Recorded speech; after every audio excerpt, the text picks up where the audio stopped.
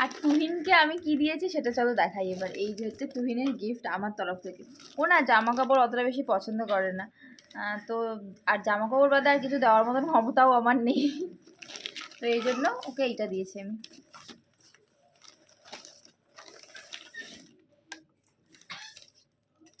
দুটো photo frame আছে এখানে। চলো প্রথমে এটা দেখাই। এই হচ্ছে একটা আমাদের ছেলের ফটো, এটা হচ্ছে ওর অন্নপ্রাশনে তোলা এই ফটোটা।